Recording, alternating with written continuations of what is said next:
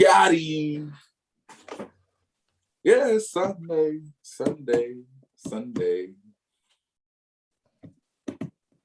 Well, with everything being said, with all of the great things that have happened during our weeks, here we are.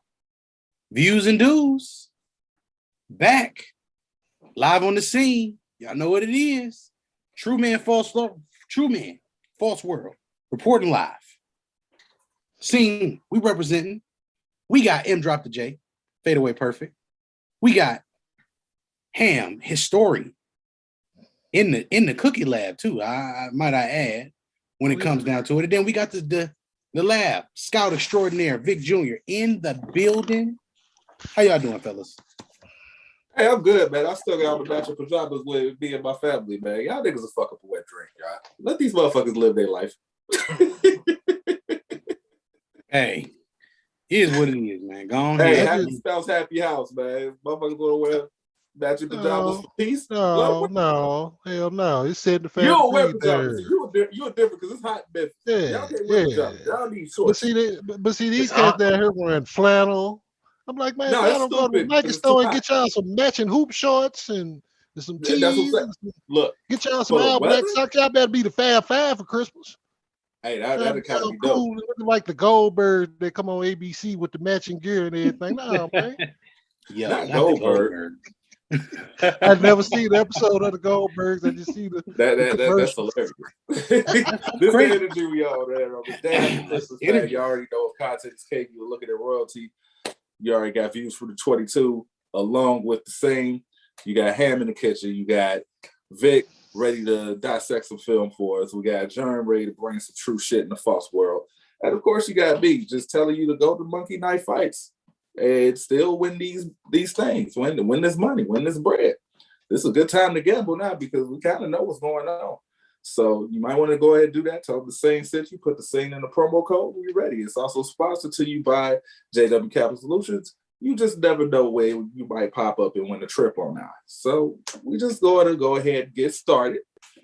Appreciate y'all for tuning in on the first day of Kwanzaa, day after Christmas. We salute it. Let's go ahead and get started on the games that actually happened last week. We're not going to talk about the Niners-Titans game that happened Thursday. Y'all know what happened. It was a really good game, by the way. But, Niners fell short. Let's first start with the Browns and Packers. So, a lot of shit to talk about. Let's first break down quarterback play. It is safe to say that Aaron Rodgers has turned the corner, even from a laugh standpoint. Maybe, just maybe, LaFleur got to him. Or maybe, with all of the things that occurred, he's just like, you know what, I'm just going to ball out this year. Whatever happened. Whatever the case is, he's finally finding that middle ground that we were looking for to take that next level to be elite. And it's showing because they're number one in the NFL right now. So we'll go ahead and pass this on to Vic first. Vic, what are some of the things you're seeing with Aaron Rodgers this year as opposed to last year? Yeah, I mean, some of the criticisms I have for him, this is an offense that it's a well-structured offense. It's a run-first offense. Then a lot of flat concepts in it. They have the highest percentage of flat routes run in the NFL. But Rodgers has been playing at a level where he's in the MVP race again. There's no question about it. He has put himself on the top three for the MVP race. The depth per target is a lot higher this year. They're throwing the ball down more field. He's taking a little bit more risk, even though they're still calculating. He's taking more risk. And, I mean, the film shows a guy that's playing outstanding football. I'm not even going to hold you. This dude, the connection with Devontae Adams is probably the best in the league right now. I honestly don't even know if there's anybody closer, maybe the Matt Stafford Cooper Cup connection. This is their first year, though. But Devontae Adams and Aaron Rodgers has been outstanding for the last, 5 or 6 years they've been together. This is a football team, fellas, that if the Buccaneers and the Cowboys have to go to Lambeau for the championship game, I don't know if the Buccaneers want to do that again. It looks like they might have to if everything plays out the way it is. because the Packers probably most likely, barring anything crazy, have the number 1 spot again. And I didn't even know until a few days ago that the number 2 spot is going to be playing in the first round. So there's no more first round bye for the top 2 teams. There's a first round bye for the top team. And that's to go to Lambeau for the Buccaneers, and if it's the Cowboys, it's going to be tough to beat that football team because they playing ridiculous football right now. All right, so John, we're gonna go ahead and swing it to Cleveland. We've all talked about Cleveland, how they got the goods, they got the pieces, if they could just be able to put it together. But for whatever reason, I mean, obviously Baker has not been, 100% healthy, but it's just something about this team in which it's looking like it's starting to unravel right up in front of us. So break down some of the things that you're seeing with Cleveland as to why they haven't took that step that we thought they were going to take since last year. Well, Cleveland's issue is really you have a situation at hand where you have a team that has all the right athletes at all the right spots. You want your defensive ends, your outside linebackers, things like that, your linebackers. You want those guys to be, athletic, fast, agile. They have that. You want your safeties to be able to cover tight ends. You want them to be able to cover a lot of space, a lot of areas. They have that. What I'm noticing more than anything else is just inept coaching. That's the first thing. When you have a team with some of the level of the talent that the Browns have, the running backs in the backfield, the Browns have assembled a backfield with Kareem Hunt, who is a starting running back on any other team, Nick Chubb, who's a starting running back on majority of the teams in the league, and Dearness Johnson, who probably could start for 25, 26 other teams. Mm-hmm. Say what you want to say about all these other things. Then they have Felton, who could probably be a bigger contributor. And he's just reduced to kickoff returns and special packages. That's 4 running backs that you have. And you have one of the best offensive lines in football, and you've been dealing with injuries and COVID all year with that. And yet you're still number 1 in rush offense. So you're number 1 in rush offense, and we have a situation where we have a running back and running backs that are not touching the ball more than 35 times a game. Imagine how dominant they could be if they ran the ball more. Yesterday, you're averaging 8 yards a carry, and there's a point that you're down in the game 24-12. How do you average 8 yards a carry and that be something that happened? The West Coast system that the Cleveland Browns run currently under Kevin Stefanski, the West Coast system in general, this includes Pat Mahomes and everybody else, it may be time to shelf because it's not contributing to winning football. It's contributing to a lot of confusion, a lot of unnecessary passing for a lot of these young quarterbacks. The more we throw in the ball here, the more the league is starting to transition and become, I don't want to say just predictable, but it's taken away from some of the small details that we talk about. So as I pass it, in passing it, I want people to understand that loss yesterday has nothing to do with the Packers winning, because there's a lot of things about that Packers that win yesterday. Aaron Rodgers was 24 of 34. At halftime, he only had 4 or 5 misses. You finished the game with 10. You couldn't move the ball in the second half. So that tells me 2 things. It tells me that you ran the ball more in the second half, but it also tells me that you do a lot of things in which that are quarterback friendly. And the more quarterback friendly you are, the easier it is for the quarterback to have completions. And the easier it is for the quarterback to have completions is the more likely we're going to have either drops or just trying to get rid of the ball as incompletions. But you can't have 10 total incompletions in a game and then win by 2 points. That doesn't make sense to me. It's something here with this Packers team that doesn't add up. And it's some things that we're going to talk about over the weeks. But y'all have won some interesting games this year. Interesting games, Green Bay fans. Just know, I'm going to figure it out. I'm on y'all ass. Jarvis got to believe it. Let me go ahead and bring in the heel himself, Jahan. First off, Jahan, how's everything, man? How you doing, man? I'm cool in the gang over here, man. Celebrating good times for the holidays. Y'all like the pun and the tan right there. I know.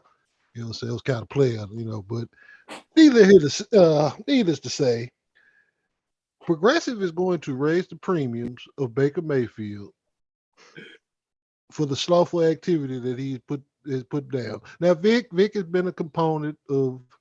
He's been a Baker apologist in terms, not so much, but yeah, he's been an apologist in terms of the injuries and whatnot. Which the nature of his injuries, they matter. You know what I'm saying? If your shoulder's bum and your job is to throw the football, in the words of my man, I ain't gonna even say his name, but he said it 5 minutes before he went on there. Sit your punk ass down then if you can't go. It is what it is. Yeah. Now, I'm glad that True mentioned the 10 incompletions and the win by 2 points and all of that good stuff that we got going on with my man Eric and Aaron up in that cheese state up in the north. I'm just gonna go ahead and say this right now, and I'm glad that you said that, True, because they finna win the Super Bowl. I truly believe that everything that you're seeing, even in the funny style way that you're seeing it, is going to lead to them playing in that first Sunday in February, whatever week they got the Super Bowl scheduled out in SoFi Stadium in the land of the scandalous, South Central Los Angeles. They ain't going nowhere near South Central, y'all. Just to make that abundantly clear. They're not playing the game at the Rose Bowl or at in Pasadena with that bushy head or at the LA Coliseum where Franklin Hatchet had that memorable chase with them French dudes back in like 97. But I got Green Bay, man. It's like that third time around of winning the division again. And this dude will put up basically flawless numbers throughout the course of the year, but it ain't just about him. 33, 17, the defense that they got over on the other side. I think it's just their time. Sometimes you just have it, it's just your time. Them getting to the doorstep a couple years ago, getting blown out by San Fran, then that happened last year in Lambeau with Tampa, trying to get over that hump. This will be he's been to 5 NFC championship games? It's a number like that, yeah. So, Ham, I'm glad you brought that up. In every big game that he's played, he's thrown an interception at the end of the half that's extended a lead against him. I'm glad you mentioned that because the one that we might have to go back and look at it on the film or just to do the play chart. But you remember when the year the Giants beat them when they were 15-1? Yes. Didn't he throw a pick right before the Hakeem Nicks Hail Mary right before that? He threw a pick. See, that's the thing. In the Atlanta game that year that they just started off flat and they just had bad turnovers. He threw the interception at the end of the first half that year. Right. Last year with Tampa, he threw that interception, and then that led to Brady with that 40-yard touchdown pass to Scotty Miller. So you look at those components of him not taking care of the football in the last couple of minutes of the first half, and that always extending the lead. This is probably their best year of getting ready to do it, considering where they are. I think the speculation, all the outside noise, kind of settled them down early this year. Mm-hmm. I think that's a good thing for them that happened. My thing with the Packers is this: what teams in the NFC are you really concerned about if you're Green Bay? I'm only concerned about Tampa if I'm Green Bay. And it's really because the quarterback on the other end, and they have the pieces to make this interesting. Mm-hmm. Now, I'm not concerned about Dallas, and then I'm going to pass it to Vic. If I'm Green Bay, I'm not concerned about Dallas for two reasons. Because I feel like I can run the ball against anybody but Tampa because of that triangle of Vita and the two middle linebackers. Like, Tampa does an extremely good job with everybody that they have, even their outside edge rushers. They're not great edge rushers by any means. They're B-level guys, but they do a tremendous job of setting the edge. Me and Vic talk about this every week. Setting the edge in the 34 is so important because it helps you funnel it in to your horses, which are in the middle. Mm-hmm. And with Vita Vea being the superstar that he is in the middle of that defense, taking on 2 and 3 blocks consistently and beating them a lot too. He beats a lot of people. It changes the dynamic of a lot of blocking schemes. The Cowboys don't have that guy. Like, as good as Micah Parsons is, they don't have another guy to put into that role. So, Vic, I'm gonna pass it to you with that. As we talk about just running game and real quick. I mean, like I said, man, by the looks of it, again, barring anything crazy, they're gonna get the number 1 spot. The playoffs are gonna get through Lambeau Field, and they're gonna get the left tackle back who hasn't been playing all season long. So you talked about 33, you talked about 17 him. They're gonna get the left tackle back. So I mean, that's a big, that's like a mid-season trade or something. You know what I mean? Right. So for them to be at with the record that they have and get that protection back is incredible. I mean, again, Tampa Bay not only has the pieces defensively, but they also had the scheme. They covered the flat a lot. They stopped a lot of those flat routes that they like to do. They had the linebackers, cover the running backs very tightly. So again, it's going to be one of those situations where if Tampa Bay can get that same defensive scheme, that same speed, they're going to challenge it. But it's going to be tougher this year for sure. Because Green Bay is looking like a damn good team. To me, Aaron is playing a little bit more relaxed, but like getting everybody involved. Trusting Lazard, trusting ADA, who had a catch and was, unfortunately turned back there by the referees not being able to see a catch. 28, Dylan, that ground and pound physicality that he brings in too. So everybody's getting involved now with Aaron, and that's a different player and a different football team when he decides to play like that. Yeah, we're gonna move on to the next game, but I'll just kind of say my closing thoughts on it because I didn't really speak on it. This is the first time since Green Bay won a title with Aaron in which they have a well-balanced machine. They got 2 running backs, 2 different styles of play. One can hit you in your mouth and A.J. Dillon. Another one can run up the middle but also find gaps and also catch it out in the backfield. Mercedes Lewis has always been an underrated tight end. And now that he's built a relationship with Aaron Rodgers, now the middle of the field is open. So now if you try to focus on Aaron Rodgers just, having to make a play after play, he doesn't have to do that anymore. So by default, you take away 10 of his throws that he would have had to do something to be Superman on, and now you hand the ball off or you give him a check down or something easy to be able to preserve him for the rest of the game, in addition to the fact that you got a defense that's flying. So it ain't the best defense, but the effort is there. So with all of those, it's a perfect storm. Yeah. It's still a beatable football team. It's just they're doing things a little bit different. They've been protecting him with the run, but now they're taking a little bit more shots downfield, double coverage. It's a little bit of a different feel for me from what I'm seeing. So it's going to be interesting. But yeah, I mean, we can move on. We got more stuff to say about the Browns, but yeah, I'm sure we got. We're gonna move into the Colts and Cardinals. This is literally a tale of 2 seasons for both teams. Colts, we was scratching our head like, what's going on? Cardinals, we was looking like, is this the best team in football? Next thing you know, things happen here, things happen there. Now both of them are on a different spiral. Colts spiraling up, Cardinals spiraling down. And I think missing D-Hop is the real key to that because that was Kyler Murray's favorite target. Yeah. Let's just talk about it. So, Germ, chime in. Thoughts on this Colts game and Cardinals? Okay. The problem with the Cardinals is this, y'all. Everybody, I'm just gonna give you. I have the blueprint, just so y'all know. Yes, Young Hova, status, December 4th energy, all that energy. I have the blueprint for every team to go down. Every team's scenarios. I have all of the scenarios and all of the not the scenarios, but the things that you need to know in order to beat these teams. The Arizona Cardinals are not physical. They are not physical. They have Kyler Murray out there looking like a toy. Now, I made the acronym TOY, talented offensive young player. That's what I've named. That's what I named it. Or youngster, whatever you want to call him. Youngster or young player. Now, I made the acronym just to make it fun. But when I say he's like a toy, number one, Vic, we talk about this all the time when it comes to the quarterbacks.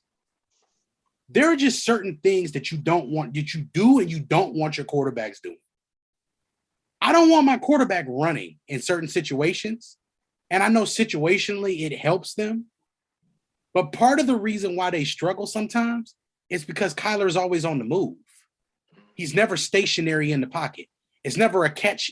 He doesn't do a lot of catch and firing sometimes. And I think being in the pistol for Kyler would be something that would help him. I think more pistol offense for this kid would help. More shotgun would help him. And I don't see them doing the things to really help Kyler at this stage. Yeah. Kingsbury's offense, they don't run the ball enough, in my opinion, already. I think they have the horses to run, but I also don't think that they're as good as people believe they are in the passing game. They have talent, but it's only but so much you can do with your passing game at this stage. Like as good as DeAndre Hopkins is, it's only but so many routes he can run that are going to be effective. Same with AJ Green. Same with Christian Kirk. Yeah. Same with Andy Isabella. Like, I'm naming your talent, and it's all good. Rondale Moore was one of your picks this year. He's playing good for you. Like, you're not at a shortage of talent. You're just not physical. Yeah. It's literally and I'm gonna pass it right to you with this. And then defensively, as good as Budda Baker is, he's missing assignments in the secondary because that touchdown that Carson Wentz threw, Budda has to drop back and get more leverage there. Like, he has to be in that spot because right there in that area, he's in no man's land. He's within touching distance of another defensive player. It's so much stuff that they just don't do well. It's the small things that they don't do well that equates to them being where they are. So, Vic, I'm going to pass it to you on that, but that's the frustration I have with the Cardinals there. Yeah, shout out to KG. He mentioned losing Watt. At least, Watt did bring a defensive, a physical defensive presence for them, especially stopping the run, which they did a good job yesterday for the most part doing and containing Jonathan Taylor. But yeah, Jerm, like with that offensive line, the inconsistencies that they have, and then you got, Kyler with the happy feet, basically is what we call it in the pocket. It's a tough combination for teams that can really not only rush the passer with four, but they have good blitzing combinations, blitzing concepts, a lot of twists, a lot of stunts and stuff like that. That's going to get him to be shaky, basically. And D-Hop, D-Hop is one of those receivers that he's a winning receiver. You know what I mean? He can play all three positions. He can run, the routes from the short, intermediate to deep level. But this year, like Kyler, especially when they were playing well, they were distributing the ball very well. Everybody was getting some targets. Everybody was getting some catches. But losing D-Hop kind of makes the defense play a little bit more relaxed. You know what I mean? They don't have to necessarily double somebody. They don't have to bracket coverage him. So it kind of spreads the defense a little bit more to everybody else. And therefore, I think that's what's been kind of giving Kyle a little bit more problems is that he knew Hopkins was going to be double teamed. He can go somewhere else in more open areas and execute some passes. And that I saw some growth in him this season, but it looks like they kind of resorted back to, they kind of taken a step back as the weeks have gone on for a team that looks like they were going to take the number one spot. So it's going to be interesting. Like you said, the run game as well as inconsistent. So it's going to be interesting to see. They're probably going to get the 4th or 5th seed now, and they're going to have to probably be one of the first teams to go to Lambeau, and that's going to be tough.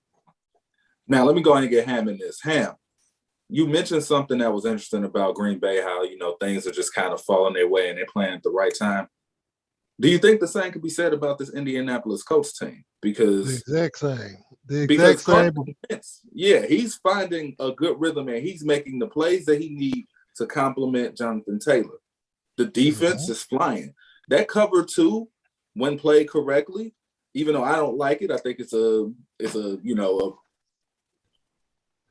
defense for the most part. But when you got the athletes for it, it's tough to go against.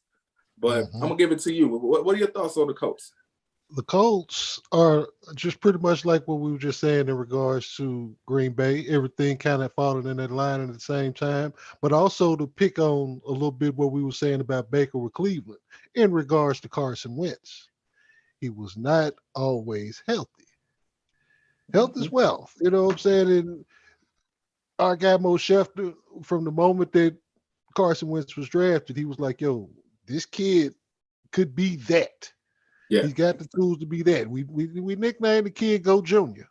You know what I'm saying? Just for baby Go Junior, just for the hell of it. And I seen a lot of people a lot of bemoaning and whatnot when he moved over to Indianapolis, especially from the Colts fans, because they didn't have belief in him. But now it's starting to kind of all come together. They can run the football. He can make the throws when necessary. They got some killers on defense. And most importantly, the most important stat of them all, they got a white dude named Quinn. You don't find that often like that in the world. That's what I'm saying. That's just player type shit right there. But as far as Arizona, I don't know if we're going to see a collapse of that caliber where a team could be first for that to that point in distance of the season. Right now, they're sitting in 5. After last night's loss, they're sitting at 5, and they reasonably could miss the party. If they missed the party, and it was like, they was just in first, in week 14, week 15 or something like that. They was in first, week 13, 14. And if they go from there and miss the party, hey, I'm the historian, man. That's what I do. I dig for shit like this. So, what's crazy, though? Ham, they won't miss the party because I don't think they will. Teams are that bad this year. Like Seattle until when they lost last week, had a shot to still make the dance. Right. At 9-8. So we're looking at a situation where they're going to be in the dance. D-Hop will be back. So they'll be back to whatever it is that they are. The key thing here is, though, who will they be playing? Because their matchup is going to be key. They play the Cowboys, right? Next week. Their next matchup is the Cowboys. Oh. They get Dallas without D-Hop. Then they're going to get Dallas with D-Hop, probably. I think Dallas is going to end up as the 4. I think Tampa is going to end up as 2. And I think the winner of the NFC West is going to end up as the number 3. I can see that. Dallas is number 2 right now. You said Dallas is what? They're number 2 right Dallas now. Dallas is 2 right now, right. So Dallas number 2 and they lost to Tampa? That's a great question, but they're listed as number 2. Yeah, they are listed as 2 right now. That's for sure. Yeah, they shouldn't be number 2. It should be number 40. What's Tampa? 10 and what? 5? Yeah, is it the record the same? Their records should be the same. It should be 10 and they won 4 for Tampa, and it should be 10 and 4 for Dallas. It should be. But regardless, I think that I'm telling you how I think it'll finish, right? So that's where we'll leave that part. The key part of this is, though, with them finishing that way, I think Dallas is going to get probably the hardest matchup out of all of them when it comes down to it, because being in 4 that 4 or 5 matchup is always that team that was right there, or the team that's going to be playing some of their better football, or in this case, the team that's sliding that can still play their best football. Mm-hmm. And I'm interested to see how all of that transpires, because I don't think, first of all, I don't think the Arizona Cardinals are the best team in their division. They're not. They were playing the best football at that time. At the time. That's the difference. And that's the key. But you want to know the game to me that kind of showed me to Arizona how they lost to the Packers. You had the game in your hands. The way they lost that game to the Packers kind of put me in perspective and said, yeah, they probably going to lose a game like that in January. Late in the game, not being good at situational football. And it's a lot of them that are not where they need. They're just a team that's just not where they need to be. Offensively, defensively, none of that. As far as Indianapolis goes, I gotta say this. You got New England, you got Indianapolis. You gotta go and play teams like those. They do things that you just. I said this to Mo this morning, and I'm gonna pass it to you, Vic, after this. New England and Indianapolis, you have to do 3 things to beat those teams. You have to be able to, number one, you have to be able to stop the run. Please. Thank you. If you can't stop the bleeding, bro, if you can't stop the rain, it's going to keep going. And they're not going to stop running the ball either. No. Like that Colts team, me and Vic talked about it. The Saints had a time against Buffalo. They ran the ball 22 straight times? Yeah, 22 straight times, dog. That Colts team, Frank will run that bad boy 22 straight times, bro. Oh no, that's a coach. That's a coach that will do that. He's a coach. That's a coach that will do that. Hey, reverse pivot handoff, slide step, counter trap. He will run everything. He will run the halfback slam, halfback option, halfback pitch. He gonna run all of them. Of course, he gonna run this play too. Hey, when they run this play, I get excited. Shout out to halfback slam. I like the way I'm you see what the hoodie said. Show them what the hoodie said. It's a trap, and it got the play. Show the play. Yeah. You gotta understand the play. You gotta understand that. Hey, and this is modern day football, because that's running it from the shotgun like they like to. And they pull it. White boy Quentin. Oh yeah, and Quentin is the puller. And that's another thing. Quentin is the designated puller in that team. Hey, Quentin looking Nelson for work. Quentin Nelson. That is what it's called. Looking for work. Quentin and that offensive line, when they move people, Vic, when we watch Quentin and them move people, they move people in unison. Yeah. And you kind of saw the difference because they weren't playing yesterday. No, they weren't. Quentin was out. The starting left tackle, I think, was out, and the right tackle was out. Eric Fisher is the starting. And then he. By the way, Chiefs fans, Eric Fisher is the left tackle. All that nonsense y'all talked about Eric Fisher, and look, Eric Fisher's on a 9-16 playing meaningful football. Meanwhile, Orlando Brown, who you took and put at left tackle, is chasing folks. Damn. Come on, man. Hey, man. I'm just trying to show you all the large picture. Yeah. No, I mean, you could tell the difference. And this is why some people kind of have that argument as to why if a running back should win MVP and stuff like that. Like, you could tell when they lost, especially when they lost Fisher during the game, and when everybody was missing, like, they couldn't get the same push. They couldn't reestablish a line of scrimmage for Jonathan Taylor. He did have that long run, which again shows his skill set specifically. Okay, because we got to be able to separate things. I personally still think he should be in the MVP race, if not the leader right now. And that's because of Tom Brady, the last game that he played. But, the difference with that beef up front is, beyond important. It doesn't matter what quarterback you have. If he can run, if he can scramble, do this and the other, that offensive line is important. And it showed for the Colts, and they were still able to win against the Cardinals. So that's a big win for a football team like that. But real quick, Jerm, the only reason I think, by the looks of it, is that the Cowboys have the 2 spot is because they're the only two teams, them and the Packers, that have clinched the playoff spot in the whole NFL right now. Because then they have the Rams at 3 and the Bucks at 4 because the Rams beat the Bucks. Yeah, so I was just gonna talk about it. Right. So whenever that changes, if they end up with the same record, then the Bucks could still get the number 2 spot. So with that being said, I kind of lost track of where we at exactly. I thought you were talking about the AFC. No, we're about to talk about the AFC and the NFC, but before we do it, we will be remiss without introducing the First Lady. Tanya, how you doing? Hi, y'all. Hey, what's going on? You driving? She's driving. Okay. No, I'm pulled over. I'm at an undisclosed location. Okay.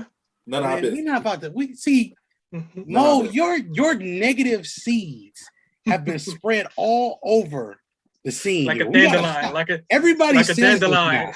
Yo, everybody be like, I'm at an undisclosed location. Stop. You know what? We're gonna have a family meeting after this. She didn't say in the Northeast like Mo will give you a cardinal direction and everything. No. Yeah, give you a region. But you know what? We're gonna have a meeting after this. All right, so before we get into the games, because you know how we do it, we at the 4-minute drill now, so we get to hand off, play action, hit the sidelines. You know how we get it out. So let's talk about the playoffs for right now. As of right now, as we speak, if the playoffs start today, Chiefs will have a bye week. Titans will be playing the Bills. The Chargers will be playing the Patriots, and the Bengals will be playing the Colts as we speak right now. Now, keep in mind, the Colts are 9-6 and the Bengals are 8-6 because obviously the Colts just won yesterday. So technically, the Colts have bumped up to the 4th seed. Well, no, they wouldn't bump up to the 4 because remember, Cincinnati, that's a division leader. Four division leaders. So the thing is, Cincinnati needs to win today. We're going to talk about that today. Cincinnati needs to win today. They're going to win today. They got a must win. I mean, they got a, what do you call it? Cincinnati has a must win 3 weeks. Yeah. Because they play the Browns again, and the last time they played the Browns, they was Percival ass smacky from the cookout because it was bad. It was 40. It was bad. They were dancing on the people. It's a you better special tonight. Yes, it is. Definitely because they have special. We're gonna get to that. So let's go ahead and move quickly to the NFL. Go ahead. The NFC. You got the Packers, obviously, and we talked about that. They clinched the playoff spot right now. They got the bye week. It's theirs for them to trick off. They got a 2-game lead on everybody else, so I think it's pretty much going to be decided in Lambeau no matter what. You got so far the Cowboys and the Vikings. You're going to have 49ers versus the Rams. Why not make it a trifecta? And you'll have the Buccaneers versus the Cardinals, how it's looking at this very moment. Now, want to just go ahead and talk about some of the teams on the bubble. We'll bounce back to the AFC after I say the NFC. The Eagles have a chance. They can beat Washington. They can beat the Giants. They have a very favorable schedule. And the way the Vikings are, it's real simple for them to blow a game, and they're no longer in the playoffs. If the Eagles get into the playoffs, I think they are a team that you got to at least focus in on because they run the hell out of the ball. And now Jalen Hurts has developed a relationship with Goddard, and he's getting him that ball in traffic. As far as the bubble, we already know the Ravens and the Steelers. Steelers with that tie game, they can definitely win out. Things can happen. Stranger things have occurred. Raiders are 7-7 along with the Dolphins and the Broncos. And the Browns are 7-8. So it's looking real. So now let's go ahead and talk about some of these games as I give you the odds. We're going to go around the horn. Ham, you doing some pick 'em today or not? I might as well. I ain't got shit else to do. Cool. Tanya, you picking or not?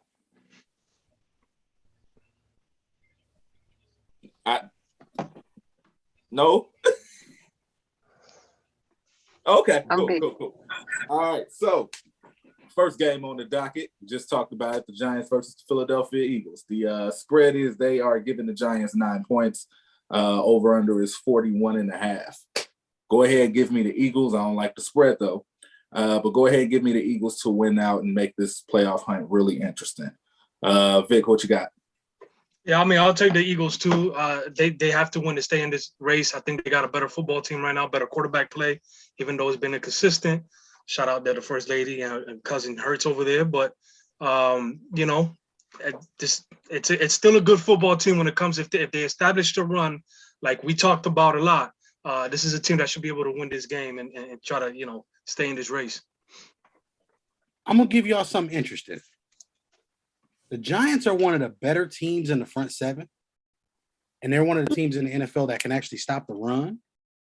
I think that's going to be a key in this game.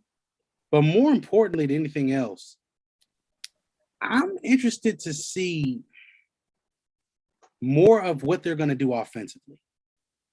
I'm actually going to roll with the Giants today because I think Philly is a team that needs a couple of more pieces, especially defensively, before we can really put them in a playoff scenario. I think this has been an overachieving year a little bit for them. So I'm going to roll with the Giants today.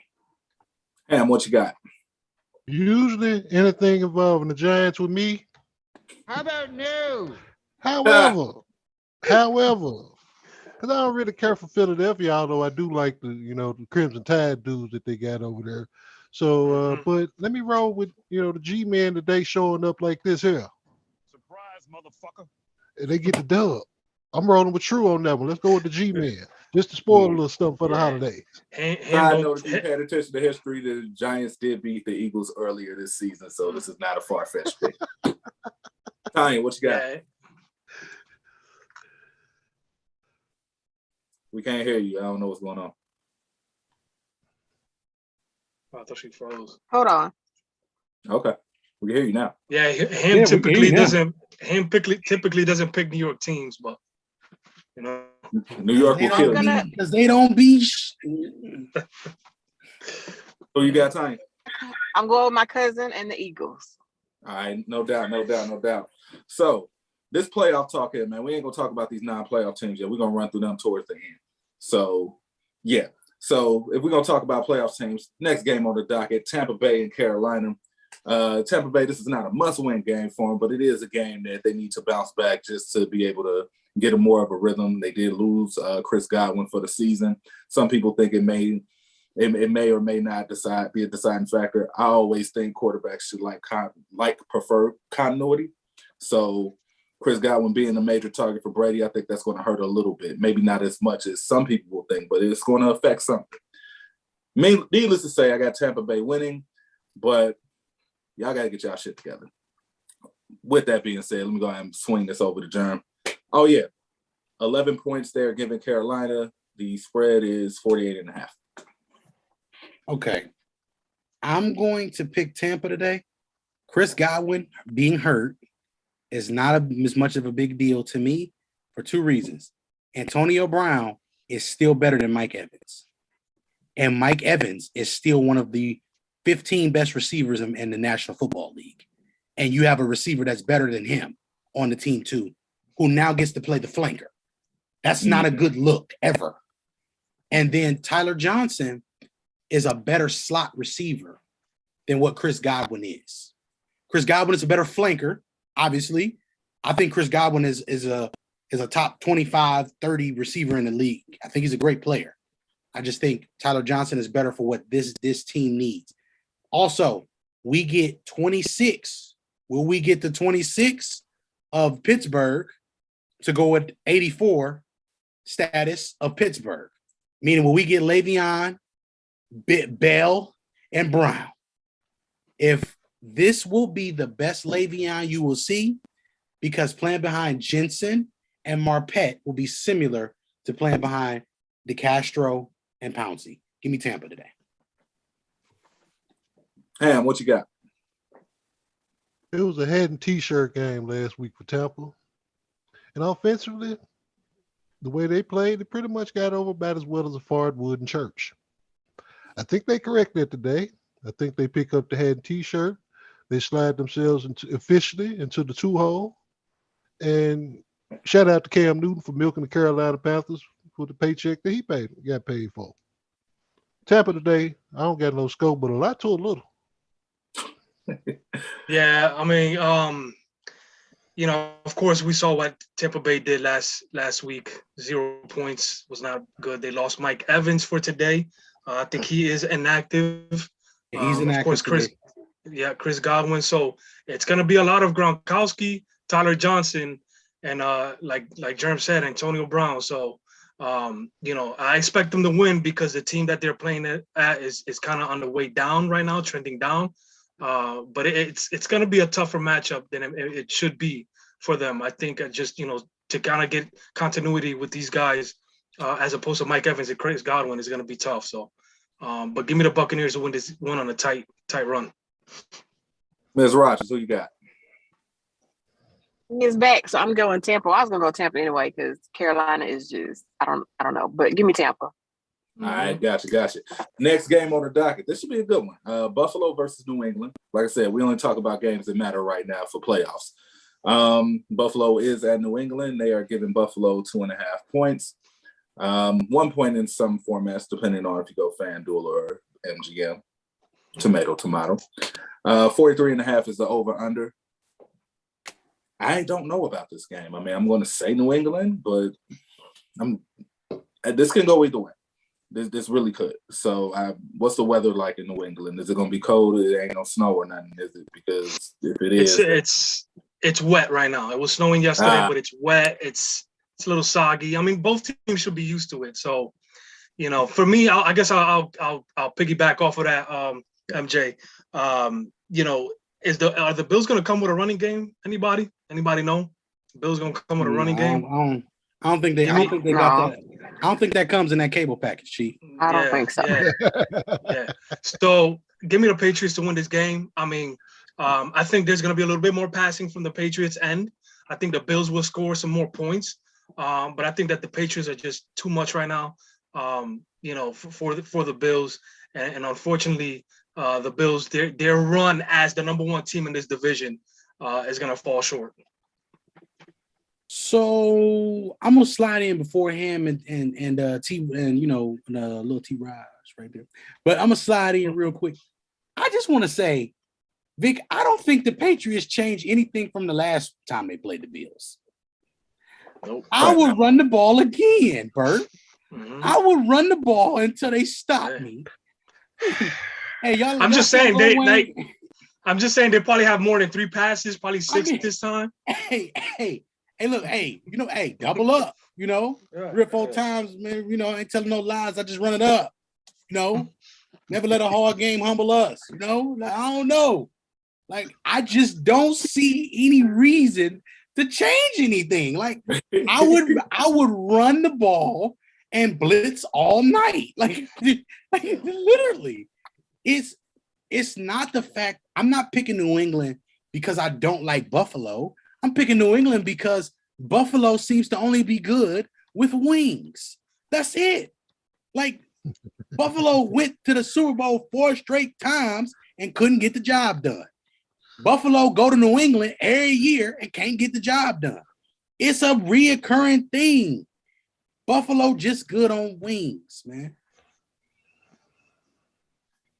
Good on pizza too, and a sandwich. No. You know what? You got a point. Because a good Buffalo chicken pizza. And on the sandwich. Tanya, what you got? Bro, I had said, y'all know I'm riding with Mac Jones. I ride with Mac Jones all day. I had said that if they let Mac Jones get Bill, if they let Bill get Mac, it was going to be over with. So give me the Patriots because I just don't think the Bills are going to change anything from what they did the last time. I don't. Understood. Ham, talk to us. The criminal football enterprise known as the New England Patriots will reign supreme. For the same, I'm with Jerm. Until you stop me doing what I'm doing. I'm gonna do what I'm gonna do. Straight the up. Patriots been doing this. They've been doing this since 2001, Ham. And they say every year, if you can't stop me running this play, I'm gonna find another formation and run the same play. And then on top of that, we know there's one thing about this with them. They're going to be the most prepared football team in the game of football, especially this time of year. Holiday sales event time of year, yeah, that's what it's about. So next game on the docket is LA Rams versus Minnesota. A lot to digest here. I've never seen Minnesota play with any urgency. If there's any time to play with some urgency, it will probably be these next two games. And the fact that they got to see two of the best defensive individual players in the league in order to get it done, very interesting. You know, the Rams do got Odell Beckham Jr. They starting to settle in, and this, to me, is opening up Cooper Kupp even more because now you got somebody on the other end in which you can't just go one-on-one with Odell Beckham. That's suicide. So now that's opening up Cooper Kupp and giving Matt Stafford some weapons. He has no excuse. He needs to step up, in my opinion. Both of these quarterbacks need to step up. This is a you better quarterback special. Both of these quarterbacks need to show me something. Right now they got the spread at 48.5. This should be an over. If y'all talking about playing some playoff football, this should be an over, but it won't be. Give me the Rams. Because I don't believe in Minnesota. I've never believed in Minnesota. It's just something about them that it just doesn't connect. And I'm going to start with Ham on this one because Jerm looked like he's going to need to go last to cook on this. With San Fran dropping that one Thursday night, with Arizona dropping that one last night. Prime time, which they put the Rams back in first, but it's prime time for them to pull a Rico Hines and validate the win today, especially over this Minnesota squad. Validate your win, LA. You know what I'm saying? Where's CFO Leah, my nigga? Talia, what you got? I got nothing on this one. Minnesota is kind of like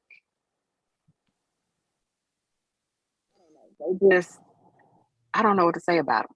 But I'm gonna take the Rams on this. I have nothing for Minnesota. They're a conundrum. Nothing. I have nothing. Hey, fun, son. Conundrum. That's what they are. Like, Big talk to don't me, know what's what to going on, man. Yeah, they got Thielen active today. He's coming back from his ankle injury after 2 weeks. 2 weeks ankle injury. Anyway, nope. That's all. Anyway, bars. Anyway, so with that being said, Dalvin Cook is not available. He was put on the COVID list after he was going to return from an injury. Even though Madison is an effective running back, Dalvin Cook is just the explosiveness that he brings to the game as well as one of the best running backs in the league is important. The Vikings will be without that. And I think the Rams should be able to handle this game, win this game, despite the talent that Minnesota has. It's just not a well-organized football team. So give me the Rams to win this game. Jerm, the stage is yours. It's just so confusing. Like, I'm so lost because with Dalvin not playing, I could still see Madison going for 150 because the Rams are still not physical. It's true. It's bad. Like, dude, but then here's the other thing. I could see Sony Michel going for 150. I could literally see this being the shortest game of the afternoon. Like, it could be shorter than New England and Buffalo. Because I think Cam Akers was activated off IR. The Rams can really run the. Yeah. Ooh. Weirdly. That's weird. Got real, didn't it? Yeah, it got real fast. Because the Rams just deploy great running backs and they can run the ball for real too if they wanted to. Cooper Kupp is the coldest white boy that play receiver. And he aiming for to be the coldest white boy to ever play receiver ever. His routes are crazy. Like, they are nuts. When I watch this dude run a route, I seen him put an extra little sauce on it one time. Yeah. He put a little sauce on it. I said, yo. Cooper Kupp is Chick-fil-A. He put that bare necessities. And hey, Cooper Kupp is Chick-fil-A. Your worries in your smile. Like, wow. I was like, whoa. Hey, he put that sauce on. Cooper Kupp is Chick-fil-A mac and cheese. That's what he is. Oh my God. Hey, that's a cold dude right there. That's what he is. I'm sorry I had to hit you with the bare necessities of life, but sheesh. And if I'm not mistaken, Jeremy, is he running some routes in the outside, not only in the slot? He's in the slot. He's in the slot a lot. But he's doing everything right now. He's doing everything right now. He gave who they play last week? Who did they play last week? They played Seattle. Yeah. Man, let me tell you something. He gave it whatever you want. Joel Osteen of football. Cooper Kupp is the Joel Osteen of football. He ran big. He got a couple routes in that game that I want you to watch some of the film from that game on him. He gonna have you looking like, what? What is that? Did he do the stanky leg on you before he separated? Oh my God, it's crazy. I don't even like the Rams. Give me the Rams just because that dude is playing and he cold. And I don't know if they can stop him. I don't know if you can stop him. Like Cooper Kupp is that dude like that. And then I want to tell you all this too. He like 250, 275 or something. I seen a stat from breaking Calvin Johnson's record. Yeah. Give me history, baby. And he got like 16 touchdowns. Mm-hmm. What? Are you serious? Hey man, give me the Rams. Give me Cooper Kupp in there. Give me Cooper. I'm writing it on my paper right now. Give me Cooper Kupp. All right, two more games, then we're gonna go into the really hurry up offense. We got Baltimore, Cincinnati, clear playoff implications on the line. Cincinnati, y'all have to win this game. They are giving Baltimore 2.5 points. 43 is the over and under in some formats. I've seen a 46.5 on the under. Dirty bastards. Go ahead and give me Cincinnati, I guess, because of the injuries with Baltimore. If Baltimore wasn't injured, I probably would have picked them. Go ahead and give me Cincinnati, and I did pick up the tight end from fantasy, and he came dressed like an elf. I don't know if that's good for me or bad for me. We're gonna find out later. That's a 6'7" elf. That's a big ass elf, Chief. I mean, the fact that he wore yellow pants, he ain't missing nobody. Like I don't know what that's going to do either.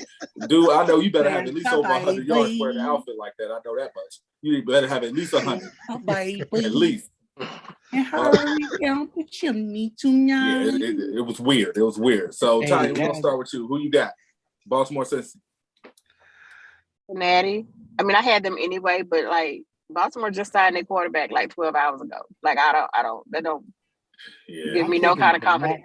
That don't give me no kind of confidence at all. So yeah, give me Cincinnati. I was taking them anyway, but give me Cincinnati. Give me Jamar, Chase, and Nim.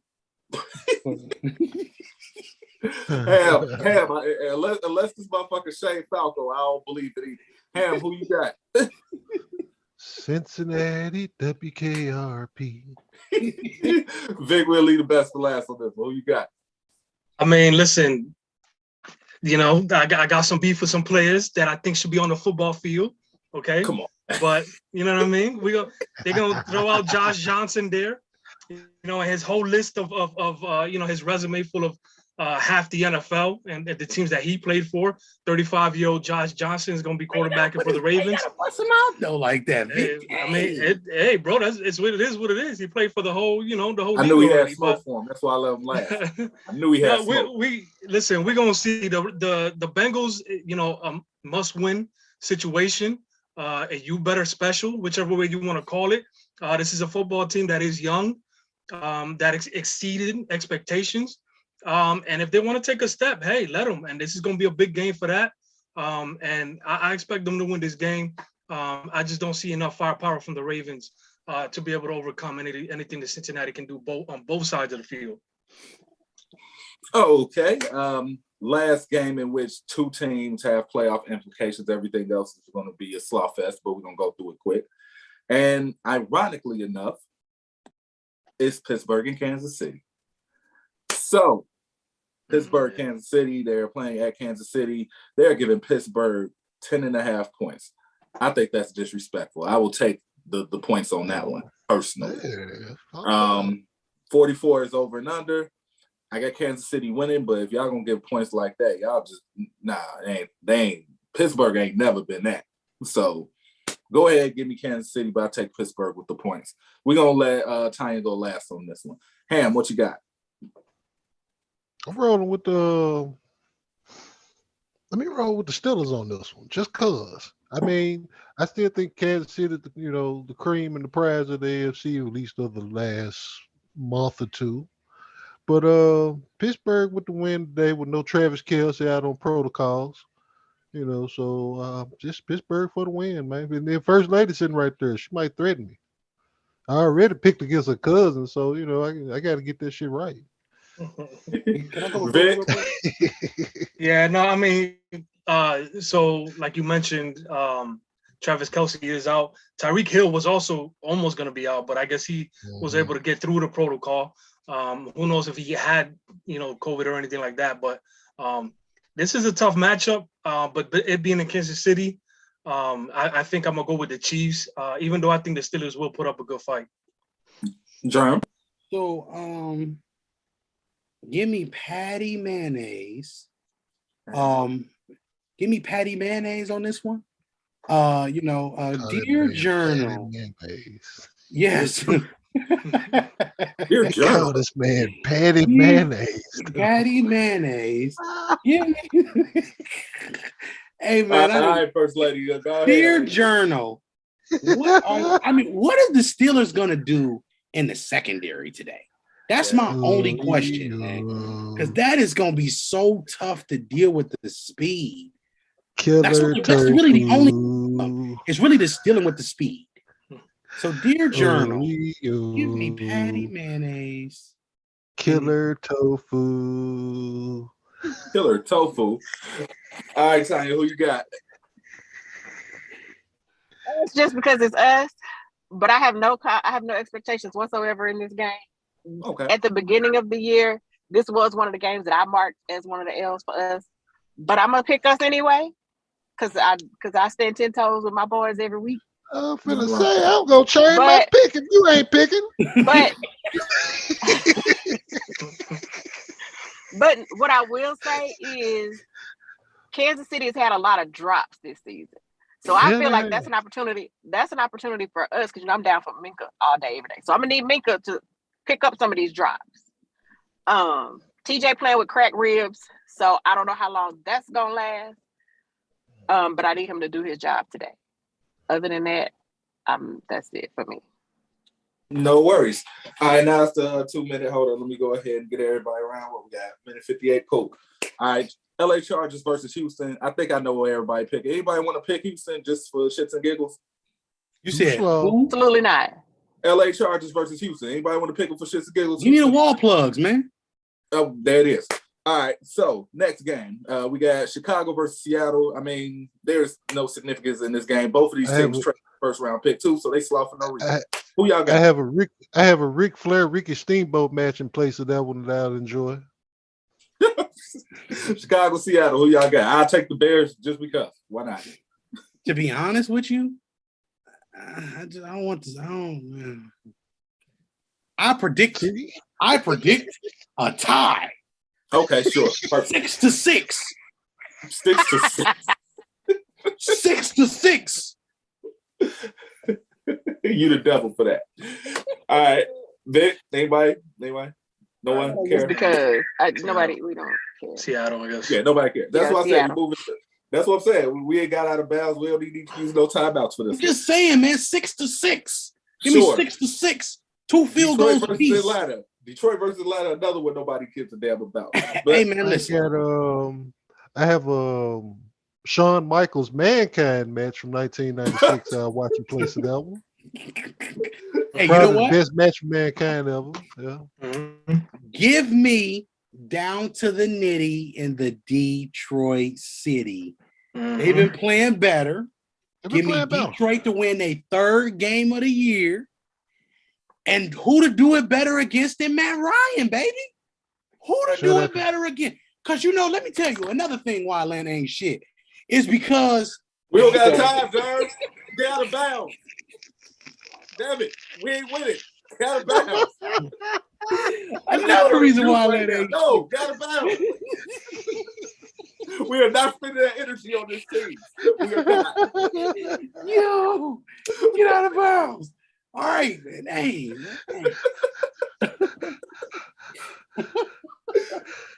All right, keeping it moving. All right, this is the real slow. Jacksonville versus the Jets. Oh, yeah, they playing right now. This is the consolation participation trophy game.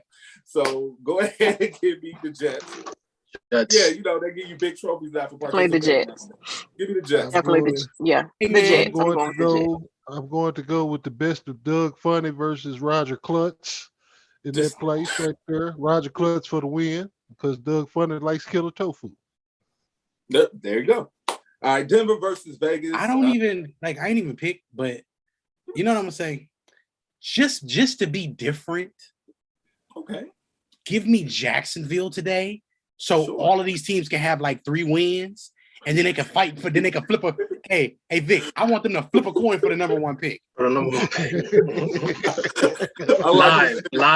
Live. Hey, that should be raw. If it's like 5 teams that end up with 3 wins, and then they gotta flip a coin. That'd be fun. Hey, that'd be fun. That's the most. I mean, you gotta flip the coin 5 times, Chief. No, that's the case. They need to just shoot for it. Like in basketball, let's shoot for the first pick, man. Hey, they could do something else. Hey, we're gonna get the kickers to kick for them. So we know that. Hey, that works. Now, Denver versus Vegas. This actually ain't that bad of a game because they kind of in the playoff hunt, but they not. Go ahead and give me. Darren Waller's hurt, so give me Denver. Hey, I like Denver colors better. Both So of give those me states. Denver. Oh, was that? We legal in both of those states. Yeah. Ty. Mm-hmm. Ty. No, you are not basing the pick off of weed legality. Give me Denver because I like their colors better. Okay. Yeah, this is the point of the betting that y'all don't want to. We ain't even give y'all a spread. Don't listen to us. We don't care about give me Denver because people laughed at the Steelers when we was 1-3, and now their record is worse than ours. Give me Denver. The shade is real. The shade. Hey, I just hope the weed stocks take flight this week since Ham gave them a shout out. I got a couple of them on my portfolio that I need to sell. You know what I'm saying? So hopefully, give me Denver. Get your money. Last game, and we go make it a wrap. Washington versus Dallas. This is still a conference game. Washington can still surprises because sometimes Dallas just don't show up. Mm-hmm. With that being said, the spread is 9.5. I'll take Washington on the spread. And you know what? I'm gonna take Washington for the win too. Give me Washington. Who that quarterback? I don't know. It don't even matter. Man, give me the That's Cowboys. The Cowboys, I know. They at the crib too, right? They in AT&T. Yeah, we're going to Dallas. They're going to Dallas. That might be the last regular season win for the Cowboys. I don't know, but give me the Cowboys. They don't do well in holiday sales event time under Jerry Jones. They do not. But give me Dallas. Give me Dallas. So to pick Dallas means that we just can't ignore the fact that the Washington Redskins got their ass whooped.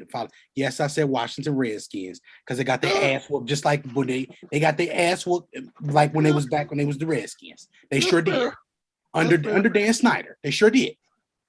I'm taking Dallas, of course, but don't be surprised if Washington make this game interesting for whatever reason. Dallas has this thing that they do where they just decide that they want to play and toy with people. Right there, what you just said. Like, I don't like that. Like, kill them dead. Like Dallas is that team that don't like their food to be all the way dead. They like this. They like they chicken to still have the eyes and the beak and stuff on it and stuff. I don't like that. They avid sushi eaters. Hey, sushi ain't bad if you get the right. It is. You know, ODB like it raw, so do them. Yeah.